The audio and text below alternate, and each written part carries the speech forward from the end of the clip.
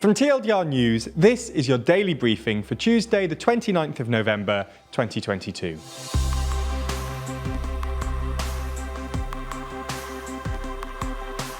Good afternoon. In today's Spotlight story, we run through Rishi Sunak's China speech. This isn't the only thing happening in the world though, so we'll also run through 3 of today's other important stories. And in our exclusive Nebula section, Jack vents about Elon Musk. But first, how did Rishi Sunak use his speech to reset the UK-China relationship? Last night, the UK's Prime Minister Rishi Sunak spoke at the Lord Mayor's banquet at London's Guildhall, in what was his first major foreign policy speech as Prime Minister. He spoke of reinvigorating our European relationship on security and migration, and building deep and long-lasting partnerships in the Indo-Pacific. But most notable was that he set out his approach to China, declaring that the so-called golden era of Sino-British relations was over. The speech was carefully watched as Sunak had faced some claims during the summer leadership election that he was soft on China and questions about his lack of foreign policy experience. The most quoted part of the speech was Sunak's proclamation that the so-called golden era is over, along with the naive idea that trade would lead to social and political reform.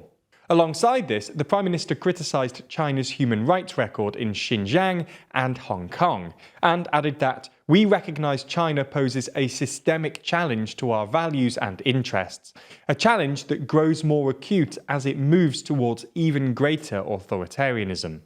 Sunak did temper his criticism though, by adding that nor should we rely on simplistic Cold War rhetoric or ignore China's significance in world affairs, particularly relating to global economic stability and climate change.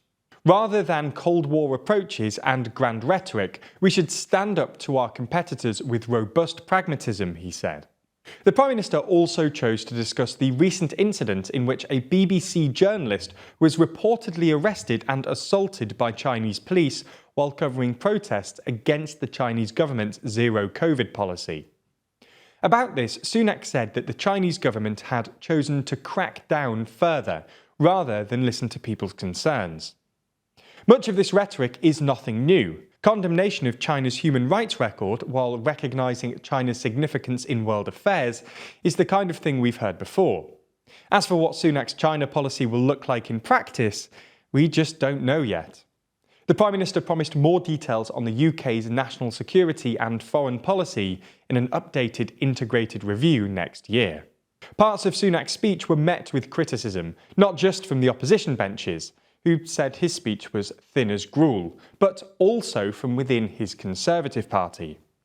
His description of China as a systemic challenge rather than a threat, and use of the phrase robust pragmatism, drew the ire of former party leader Ian Duncan-Smith, a prominent China critic, who said it's clear that China is a clear and present threat, and questioned whether Sunak's robust pragmatism sounds more like appeasement. Okay, so that's the biggest story of the day, but there's a lot more going on around the world, so here's a rundown of 3 other stories. The UK's Office for National Statistics has released a new batch of data from last year's census, revealing that, for the first time, less than half the population of England and Wales describe themselves as Christian. The last census in 2011 saw 59.3% of those in England and Wales self-describe as Christian.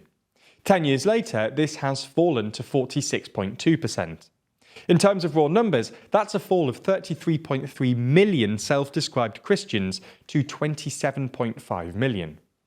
In that same time frame, the proportion of those saying no religion rose from 25.2% to 37.2%. For other religions, the proportion describing themselves as Muslim rose from 4.9% in 2011 to 6.5% in 2021.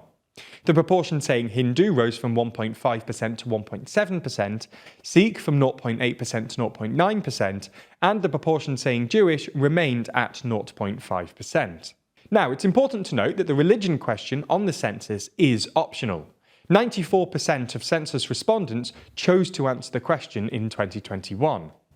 It also doesn't ask about whether individuals actually practice the religion they identify with, meaning the 46.2% of Christians includes everyone from committed churchgoers to those who don't go at all.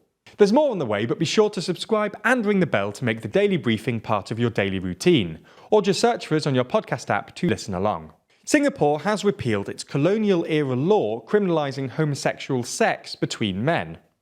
Plans to repeal Section 377A of the Penal Code were announced earlier this year by Singapore's Prime Minister, who said it was the right thing to do, and something that most Singaporeans will accept. The country's law minister told Parliament that the law, while de facto unenforced, humiliates and hurts gay people, and that the time had come to repeal the law. While the repeal is a landmark victory for Singapore's LGBT+ community, lawmakers also passed a constitutional amendment limiting the prospect of legalising same-sex marriage. The amendment ensures that only Parliament can alter the current definition of marriage between a man and a woman in a bid to protect the definition from legal challenges. Singapore's Home Affairs Minister said the government was trying to maintain a balance between uploading a, quote, stable society with traditional heterosexual family values with space for homosexuals to live their lives and contribute to society. It's fair to say that Elon Musk's takeover of Twitter has been quite, well, dramatic. The decision to allow anyone to purchase blue ticks has caused uproar, as has his promise that he'll put much more of a focus on free speech on the platform. As a result, many companies have stopped spending money advertising on Twitter, which has in turn resulted in a massive drop in revenue. Musk blames activists for putting pressure on advertisers, although in the last couple of days he seems to have changed his tune slightly, and he now appears to be blaming Apple. In a tweet yesterday, Musk said, "Apple has mostly stopped advertising on Twitter.